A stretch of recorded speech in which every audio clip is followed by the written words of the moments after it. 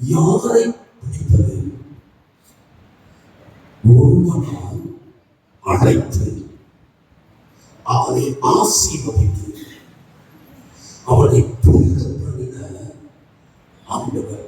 அவன் யார்? ஆபிரகாம். 7 விதமான ஆசீர்வாதத்தை பெற்றுக்கொள்ளலாம். ஆதியாகமம் 12:2. ஆசீர்வாதத்தை பெற்றுக்கொண்டவன், நான் உன்னை பெரிய ஜாதியாக்கி உன்னை ஆசீர்வதித்து உன் பெயரை பெருமைப்படுத்துவேன், நீ ஆசீர்வாதமாய் இருப்பாய். உன்னை ஆசீர்வதிக்கிறவனை ஆசீர்வதிப்பேன், சபிக்கிறவனை சபிப்பேன். பூமியில் உள்ள வம்சங்கள் எல்லாம் உனக்குள் ஆசீர்வதிக்கப்படும். இப்ப எனக்கு சொல்லிக்கணும், எனக்கு சொல்லிக்கணும், எல்லாம் சொல்லிக்கணும். ஆண்டவருடைய நாமத்தை சொல்றேன். ஒருவரை அழைத்தவர் 7 விதமான ஆசீர்வாதத்தை அவருடைய தலைமை வைத்தார்.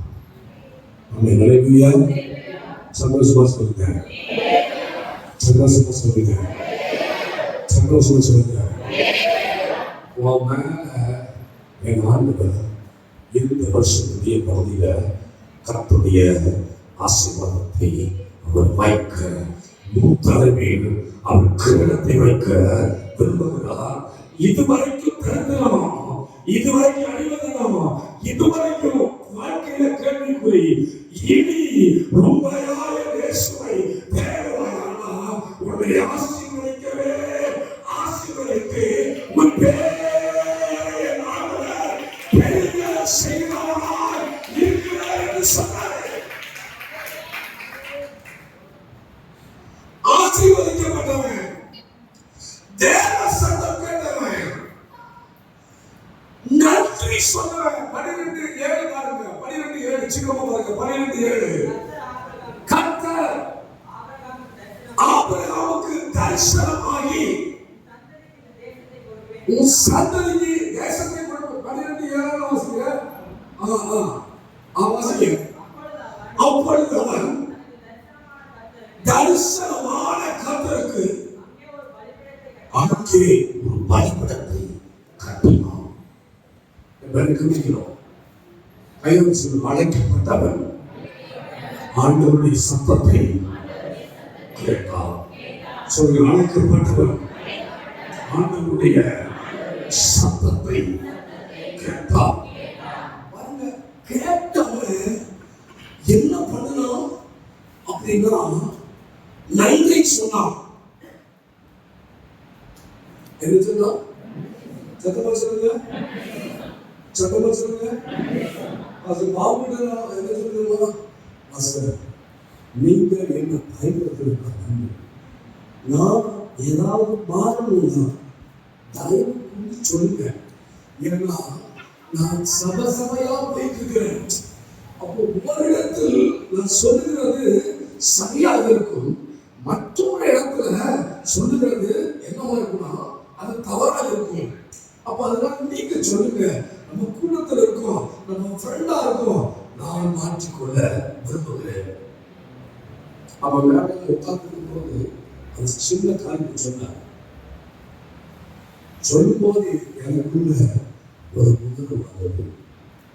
பெத்சாய்தா குருடனை அவர் தனியே அழைத்துக் கொண்டு போய் இந்த கிராமத்துக்குள்ள போவாத அப்படின்னு சொல்லி அவனை ஆண்டவர் 2 முறை ஜெபம் பண்ணி அவனை சுகமாக்கி அனுப்பினார்.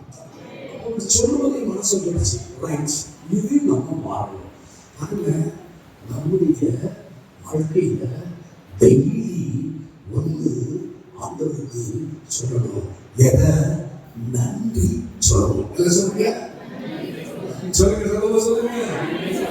நன்றி சொல்லாமல் இருக்கவே முடியாது, பல நன்மை செய்யவே நன்றி நன்றி என்று சொல்லினா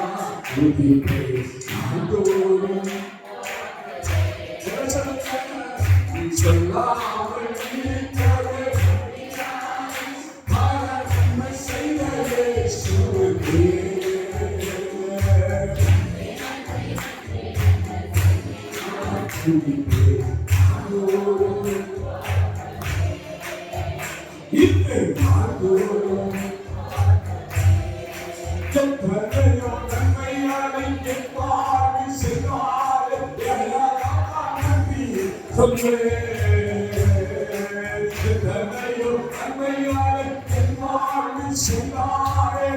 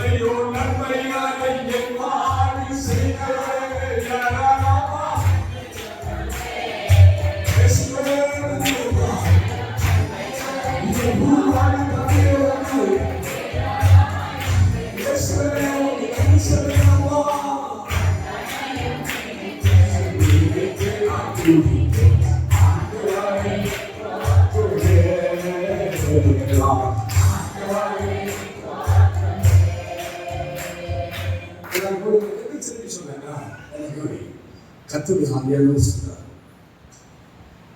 உன் வாழ்க்கையில ரட்சிப்பு என்ற ஒரு பாக்கியம் நீ அடையாமல் இருந்தால் சத்துரு உன் கணவனின் உடைய பகுதியை தாவி பாக்கியத்துடைய பகுதிய சத்துரு பறிக்க பார்த்தான்.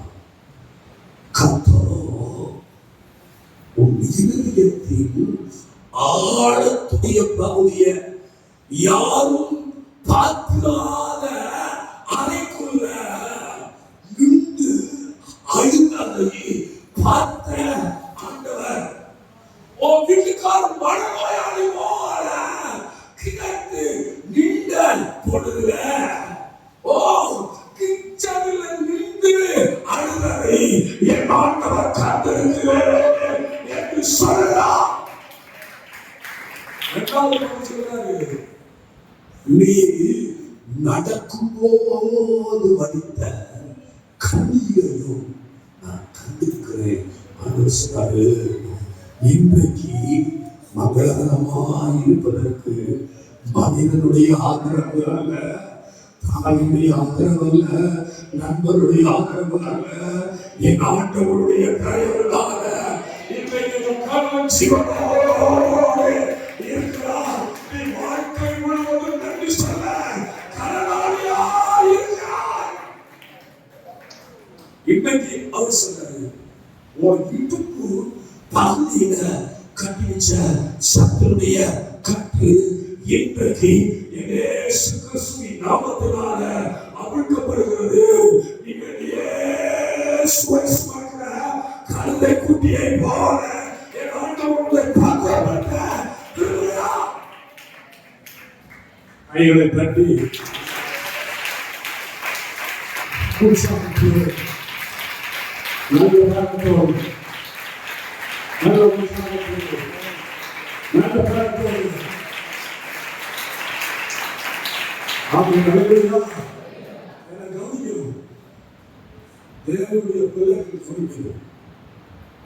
கவனிச்சு பார்க்கணும். தேங்க்ஸ் மக்கள் அதை கவனிச்சு பார்க்கணும். எல்லாம் கவனிச்சு பார்க்கணும். இதை கவனிச்சு பார்க்கணும். உங்களை பயன்படுத்துவதற்கு வேற யாருடைய படம் சொல்லுங்க. என்னை பயன்படுத்துவதற்கு வேற யாருடைய படம்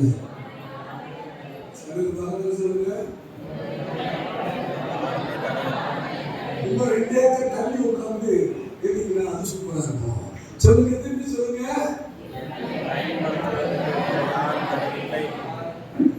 நம்ம சொல்லுமா, ஏதோ பிடிக்காத மாட்டாங்க.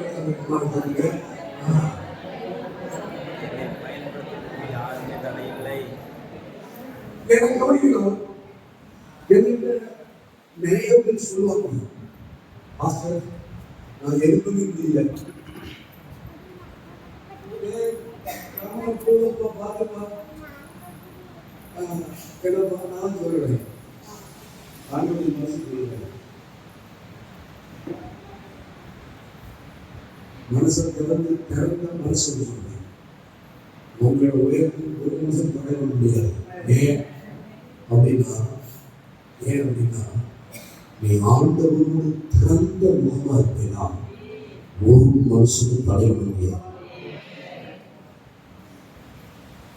நீயாம வெளிச்சத்தை கொண்டு போய் அவங்களுக்கு வெளிச்சம் அந்த விளக்க கொண்டு போய் அது கட்டில வச்சிருக்கு, அது மேல தூக்கிட்டீங்கன்னா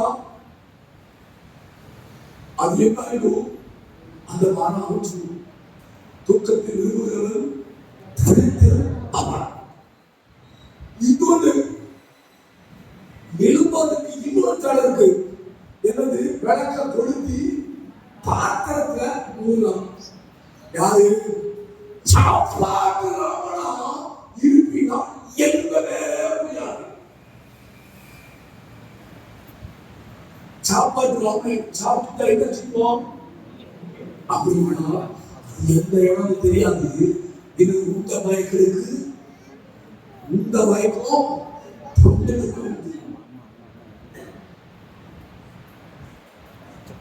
இந்த மயக்கம். அப்ப ரெண்டாவது பகுதி நீ எழுப்புவதற்கு எது தானே அப்படின்னு சாப்பாடுறான். மூணாவது பகுதி இருக்கு, மரக்காலால் வெளிச்சத்தை மூடினான்.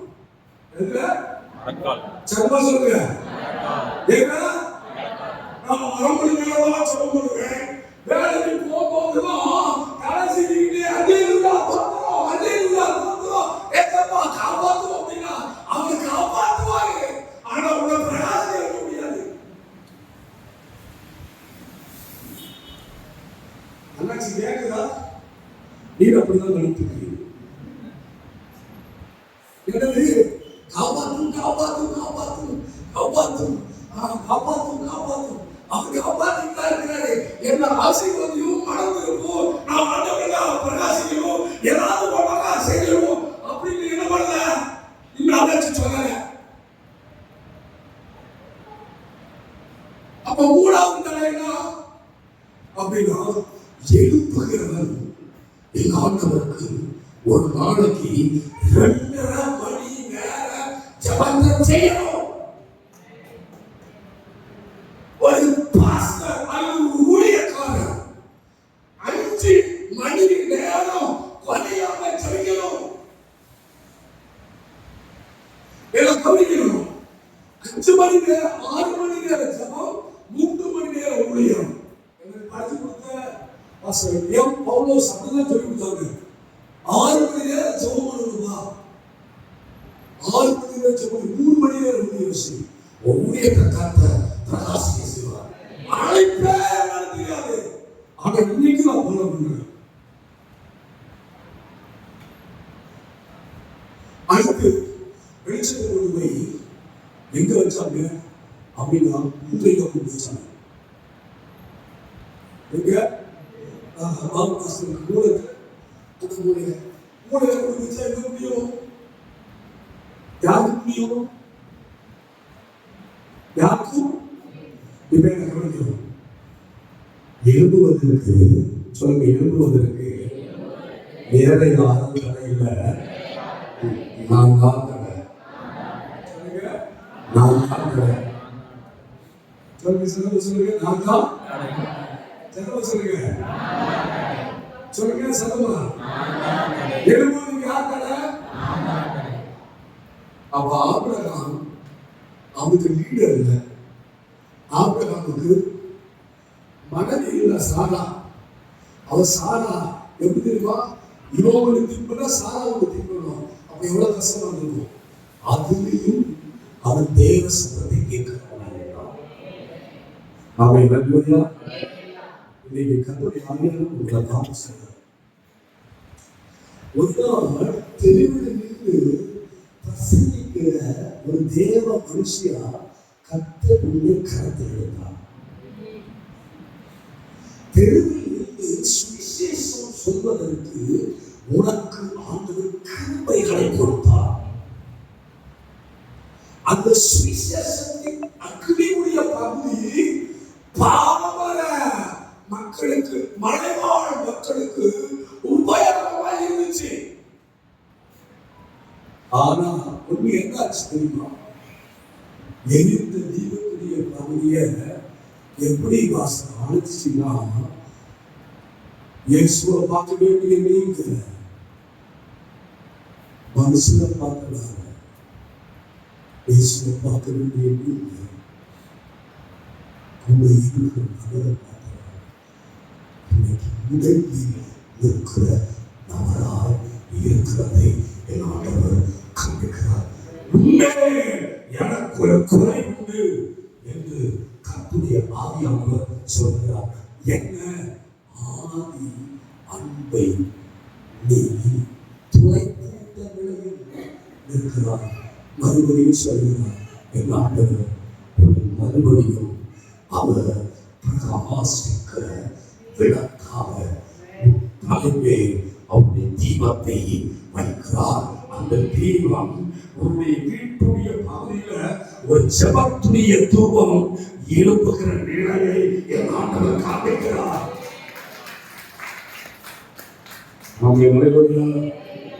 சத்தமா சொல்லுங்க, சத்தமா சொல்லுங்க. நீ வாழ்வே இறைவா,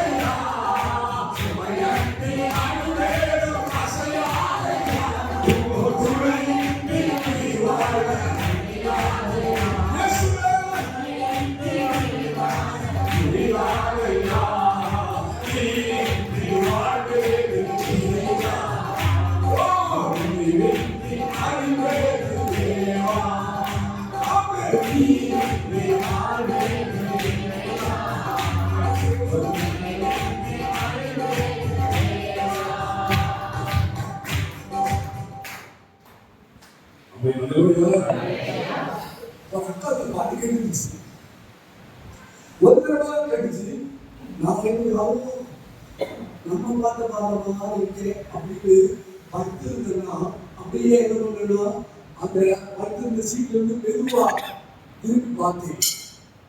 அப்ப தெரிஞ்சு என்ன தெரியுமா, அந்த பாதி இந்த பாட்டை ஒரு முறை கிடைச்சு, அப்புறம் 2 முறை கிடைச்சு, 3 முறை கிடைச்சு, 4 முறை கிடைச்சு, 5 முறை கிடைச்சு, 6 முறை கிடைச்சு, 7 முறை கிடைச்சு.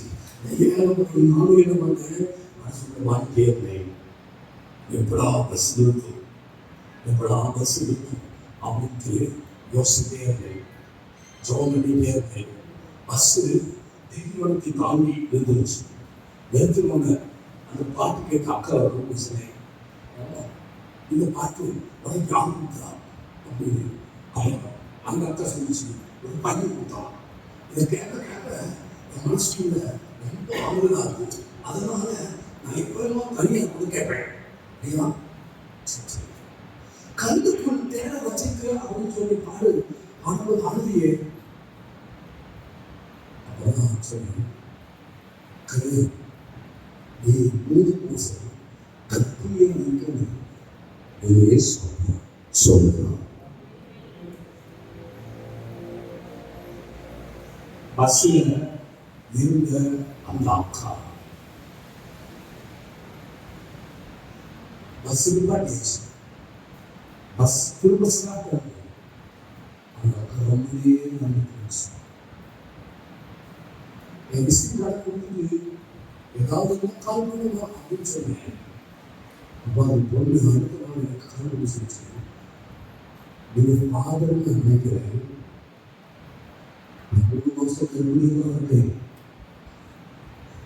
நான் சென்னைக்கு வேலைக்கு போனேன், ஒரு பையனோடு வளர்ந்தேன், வளர்கிற வரைக்கும் ஜாதியை சொல்லுங்க, வளர்கிற வரைக்கும் என் கல்வியத்தை சொல்லுங்க, மனைவி 3 மாதம் கற்பியோடு என் கல்வியத்தை சொல்லி இப்போ விளங்கலாம்.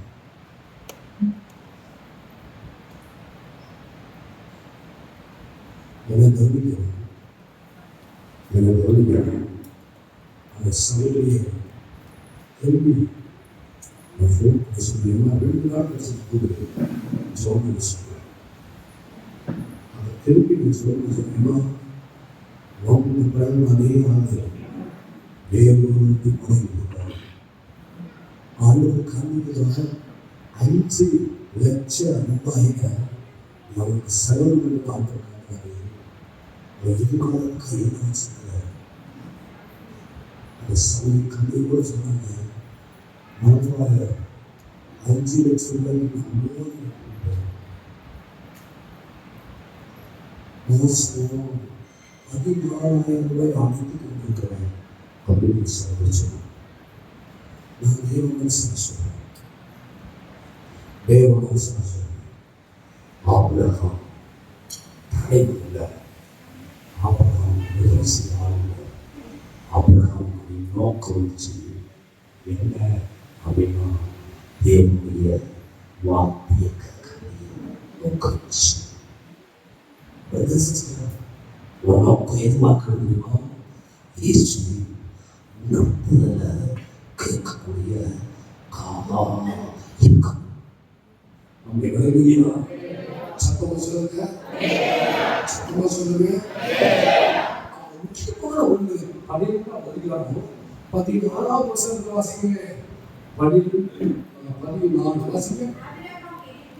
எகிப்திலே வந்தபோது ஸ்திரீய அழகுள்ளவர் என்று கண்டார்கள். பிரபுக்களோ கண்டு பார்வனுக்கு முன்பதாக வந்தார்கள். அப்பொழுது அந்த ஸ்திரீ கொண்டு போகப்பட்டார். அவள் நிமித்தம் தாய்ப்பாடினார்.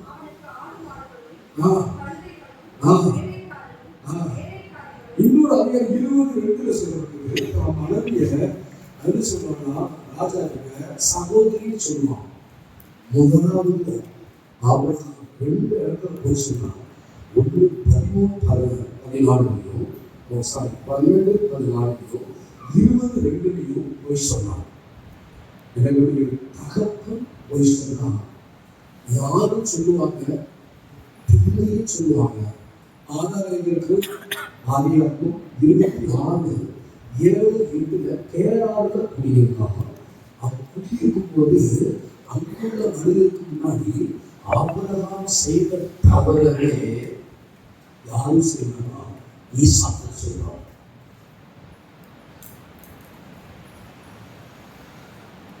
இருபத்தி 5 கடைசியில சொல்றது குடுக்காய் ஏமாற்றினார் யாக்கோபு. இந்த யாக்கோபு எப்படி 27, 20, 21, 22 சொல்றது தேசம் மாறி ஆசீர்வாதத்தை என்ன பண்ணா, நான் யாரு அப்படின்னா நான் வந்து ஏசாதான் இருக்கிறேன் அப்படின்னு போய் சொன்னான். அப்ப முதல் தலைமுறை ஆபிரகாம் போய் சொன்னான், இரண்டாவது தலைமுறை ஆள் யாரு? யாக்கோபு போய் சொன்னான், மூணாவது தலைமுறை ஆள் யாரு? யாக்கோபு போய் சொன்னான். இப்ப யாக்கோபின் பிள்ளைகளும் என்ன சொன்னாங்க அப்படின்னா, யாரை கொண்டுகிட்டு யாரை கொண்டுட்டு யாரை காயப்படுத்திட்டு யோசேப்பை காயப்படுத்திட்டு யாக்கோபு சொன்னாங்க, உங்களுடைய குமாரன் என்ன பண்ணா விளங்குனால என்ன செத்து போயிட்டான். ஆபிரகாம் செய்த சொன்ன பொய் ஆசீர்வதிக்கப்பட்ட ஈசாக்கை தொடர்ந்தது. ஈசாக்கை தொடர்ந்த பொய் யாக்கோபின் தொடர்ந்தது. யாக்கோபின் தொடர்ந்த பொய் யாக்கோபின் பிள்ளைகளை தொடர்ந்தது. அதனால பொய்யான சம்பவத்தினால நீதிமானா இருந்த யோசேப்பு சிறைச்சாலை போனான். அப்போ இன்னைக்கு ஒரு தீர்மானம் பண்ணு. என்னது என்னது புரியல. என்னது பொய்? என்ன சொல்லக்கூடாது? பக்கத்தில் சொல்லுங்க, பொய் சொல்லக்கூடாது. சொல்லுங்க, சொல்லுங்க, சொல்லுங்க, சொல்லுங்க, சொல்லுங்க. இயேசு நாமத்தினால ஆண்டவரே, பொய்யின் சாபத்துக்கு நோய்க்கு என்னை விளக்கும். இயேசு நாமத்தில் பிதாவே, ஆமென். அல்லேலூயா. சகல சொல்லுவோம். கல்லுக்குள் தேரைய வைத்த